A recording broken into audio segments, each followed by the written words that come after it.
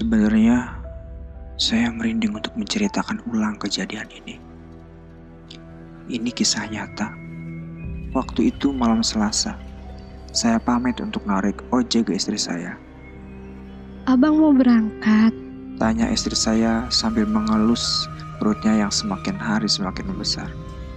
Ya sayang, abang berangkat ya. Dia mencium tangan saya. Ayah nyari uang dulu ya nak. Saya kecup perut istri saya sambil mengelusnya.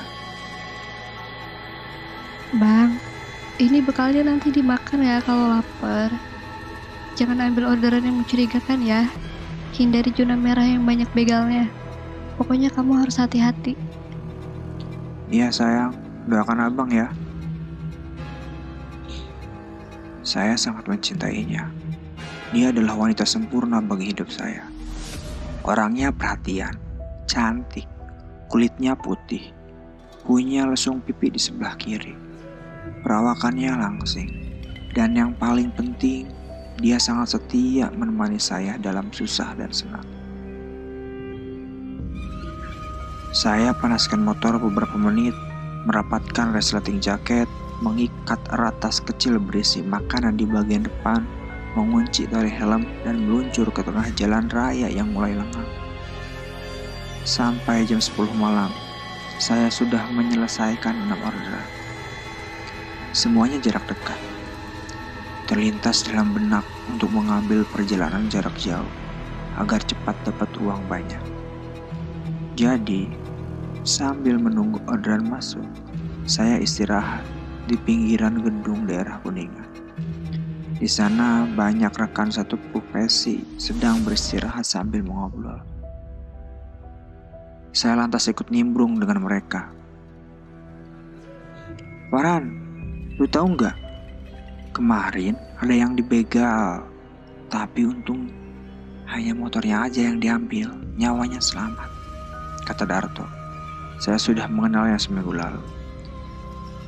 Wah, kejadian lagi ya.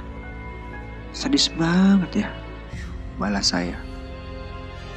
Iya, hati-hati kalau ambil orderan guys, sambung Dani yang sambil sibuk main game online. Saya memesan kopi pada tukang kopi sepeda keliling, menyeruput sedikit demi sedikit. Iya bang, kalau nasib kita lagi apes nih ya, mendingan kasih aja motornya lah, asalkan kita nggak dibunuh, kata saya sambil mengusap sisa ampas kopi di bagian atas bibir saya. Semoga aja kita nggak ngalamin ya, lanjut Darto. Belum sempat saya habiskan kopi, tiba-tiba sebuah orderan masuk. Pemesannya bernama Diana. Sepertinya dia pekerja kantoran. Lokasi jemputnya tidak jauh dari tempat saya beristirahat. Buru-buru saya pamit dan berangkat ke titik jemput.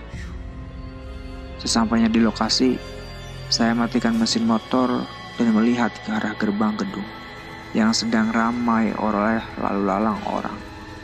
Saya melayangkan senyuman ramah kepada Pak Satpam yang sedang berjaga. Ia balas dengan anggukan kepala.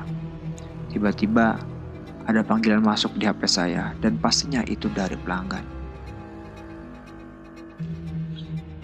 Oh ya mbak, saya udah di depan gedung ya. Saya angkat telepon darinya.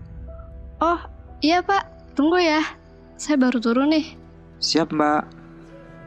Selang sekitar 6 menit, seorang wanita keluar dari gedung dan melambaikan tangan ke saya. Lantas, saya balas dengan mengangkat tangan kiri sambil memberikan acungan jempol.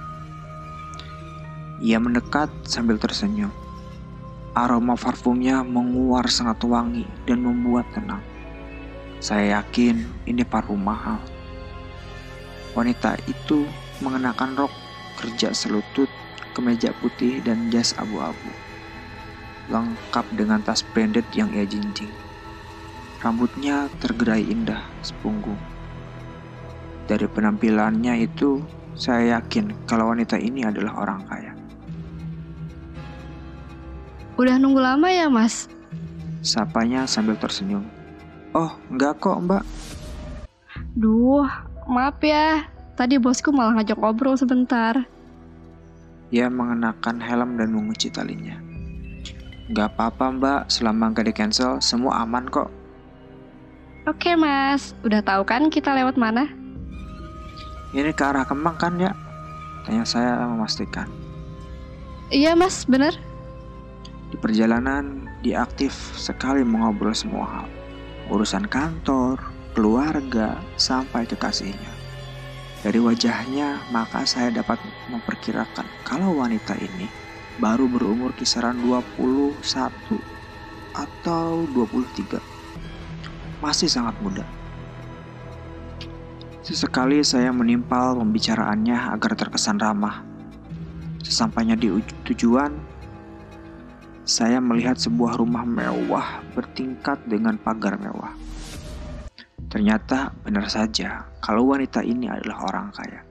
Aduh mas, aku nggak bawa cash. Aku masuk dulu ya ke rumah. Mau minta uang ke ayahku. Mas tunggu di sini aja ya, jangan kemana-mana. Dia masuk ke dalam rumah itu sambil menunggu kembali. Saya main game online. Tetapi setelah 20 menit wanita itu tidak kunjung muncul. Jangan-jangan saya dibohongi. Bahkan sampai setengah jam saya menunggu di luar tak kunjung muncul juga. Akhirnya saya memberanikan diri untuk mengetuk pintu pagar rumah itu. Seorang lelaki berkemeja kotak-kotak berperawakan gempal membuka pintu dan berjalan gontai ke arah saya.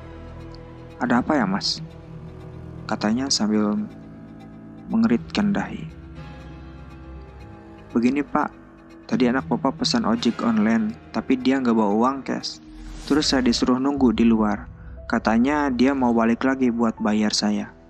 Tapi udah setengah jam belum muncul juga, gimana ya pak? Maaf mas, saya tinggal sendiri di rumah ini, ujarnya dengan nada dingin. Wah, bapak, jangan bercanda dong. Saya capek loh pak, narik ojek jauh-jauh dari Kuningan. Terus siapa yang mau bayar pesanannya? Yang pesan, namanya Diana bukan? Saya langsung cek HP memastikan. Ya pak, atas nama Diana. Dia berdecak kesal. Terjadi lagi. Itu anak saya mas, dia udah meninggal sebulan lalu. Mas orang ketiga yang kayak gitu. Ah, bapak jangan bercanda. Udah, berapa biaya pesanannya? Dia mengeluarkan dompet. 30.000 pak. Setelah saya menerima bayarannya, dia menyuruh saya pergi terkesan mengusir. Di perjalanan pulang, saya masih melamun apakah benar wanita itu sudah meninggal. Itu sangat aneh.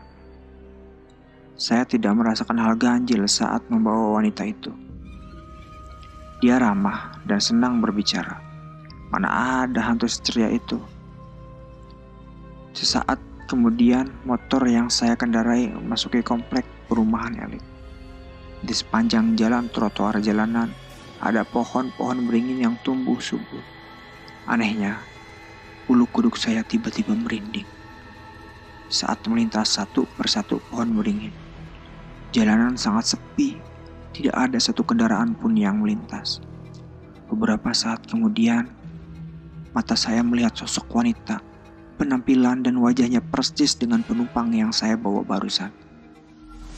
Iya, dia Diana. Ia melambaikan tangan sambil tersenyum mengerikan ke arah saya. Seketika saya tancap gas sekencang-kencangnya sambil berteriak minta tolong.